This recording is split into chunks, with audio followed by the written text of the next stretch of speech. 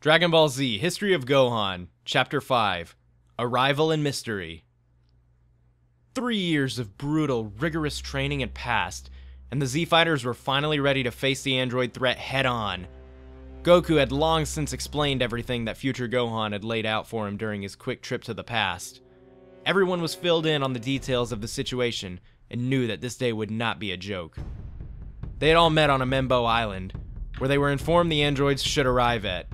After each of them ran through the various cities, such as Amero City and Sesebo, most of the Earth's special forces had met up with each other. Goku, Piccolo, Present Gohan, King Cold, Krillin, Tien, Yamcha, and even Bulma had arrived. Yajirobe and Korin later on arrived, bringing sensu beans for the crew, however hoping they would not be needed. Has anybody seen Vegeta? Piccolo grimly asked the group. Goku had done very well to keep his mouth shut for the entire 3 years regarding Trunks, but he looked over at Bulma to hear her answer. "Why are you looking at me, Goku? Why would I know where he's at?" she asked, confused. Piccolo gasped slightly. He had remembered overhearing future Gohan explaining Trunks to Goku 3 years ago due to his sensitive Namekian hearing. He was now as confused as Goku. Why would she act as if she shouldn't know where he's at? Is she embarrassed? Are they not on speaking terms right now? Oh, no reason. Goku didn't understand exactly what was going on. Well, we're not going to get anything accomplished by sitting here waiting for him. I say we just move out and try to find the androids ourselves, Krillin suggested. There's just one thing. I don't sense any of their ki around here. Before we go crazy searching for them, are you all sure we're at the right place? Tien stated, concerned about them wasting valuable time. Mr. Tien, I don't think the androids actually have ki. It'll be impossible for us to sense them, Gohan had gathered. Ah, very good, Gohan. I didn't think about it like that.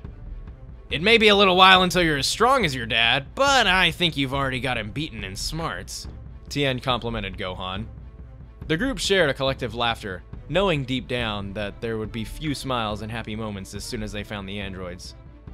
So, Yajirobe, are you planning on staying and helping us out? You could take Vegeta's spot, Goku asked, having not been in cooperative combat with Yajirobe for a long time. Heck no! I'm hightailing it out of here before those robots find me. Pfft, I didn't even want to come here to give you guys these sensu beans, but Korin made me, he replied very firmly. Aw, that's a shame. Well, in that case, you guys should probably be heading out soon, since we really need to get a good start on finding them. You don't gotta tell me twice. Good luck out there. Try not to die again, Yajirobe remarked as he climbed into his hovercraft and began his ascent. The Z-Fighters watched him for a moment, only to see his hovercraft mysteriously shot down. Gohan, Krillin, and Yamcha quickly dashed into action to save him, while Piccolo, Goku, Tien, and King Cold began searching for the cause of the explosion. Yajirobe luckily remained mostly unharmed. Yajirobe! You should help them!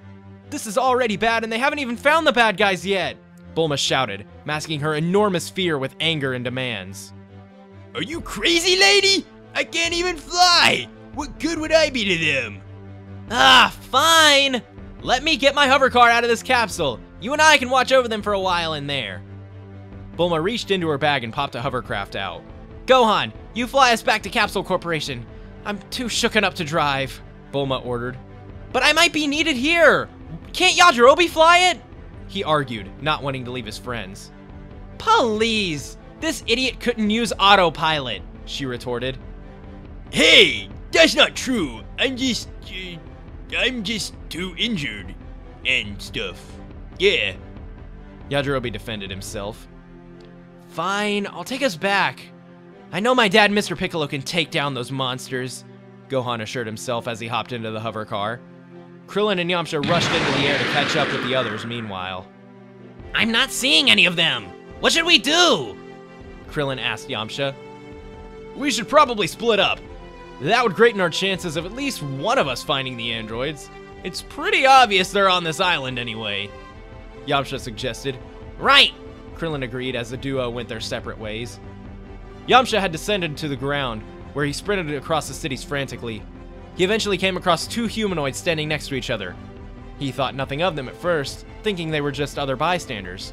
The taller, more aged of the figures grabbed Yamcha by his mouth suddenly. He began to absorb Yamcha's power at a rapid rate, nearly killing him with this single act. Right when Yamcha began to feel his life slipping away, the android punched him in the chest, creating a large hole going all the way through in it. The other Z-Fighters could sense Yamcha's life force getting weaker, and hurriedly went to find him. Quick! Krillin! Get Yamcha out of here and get him some sensu beans! Goku ordered. As he looked at the androids, he immediately recognized the older one as Dr. Gero, a red-ribbon scientist that he had encountered as a child. He concluded that he must have survived the assault on their army base and was seeking revenge. Got it! Krillin submissed, grabbing Yamcha and leaving the area quickly. I always imagined the androids to look a lot tougher than this, Piccolo remarked. I find it strange that you know we're androids, Piccolo, Gero replied. and also rather odd that you knew where to find us at. Don't worry about it. I've got a few tricks up my sleeve that will definitely send you for a whirl, Gero, Goku confidently warned. I highly doubt that. I've been secretly studying your techniques for years, Goku. I know everything you have in store for me and how to defend myself against it, Dr. Gero informed the crew. We shouldn't be here. We need to find an open area where there won't be any innocent people to get hurt, Goku sternly suggested to the androids, not necessarily making it an option, but rather a demand. No people around? Why, that can be done here, silly Goku, Dr. Gero said coy. Goku squinted his eyes at the android, unsure of what he was alluding by that statement. The android's eyes began to glow a bright red until he shot a steady flow of barrage blasts out from both of them. The blasts came in the hundreds, destroying entire buildings and nearly the entire island. Quickly, Goku swung his fist straight for the android's face. His hat, bearing the Red Ribbon Army logo, fell off of his head as he was pushed back about 2 steps. This interrupted the barrage, however, left the android mostly unscathed. What are you so angry about, Goku? You said you didn't want any innocent people left, and I met your demands, he asked sarcastically. You know what I meant, Gero! We need to leave this place entirely. I'll give you both a proper fight if you agree to leave here and meet us at a more barren location. I suppose that's fair enough. Lead the way, Goku. Dr. Gero signaled to his minion, Android 19, to follow them. They would not try anything on the way over there, wishing for a legitimate fight against the Z-Fighters.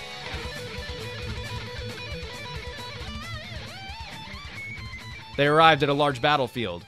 The rocks and dirt had seemed untouched for the most part. It was a shame that this land would soon be ravaged by an awful battle. None of the Z-Fighters knew for certain what to expect out of the androids.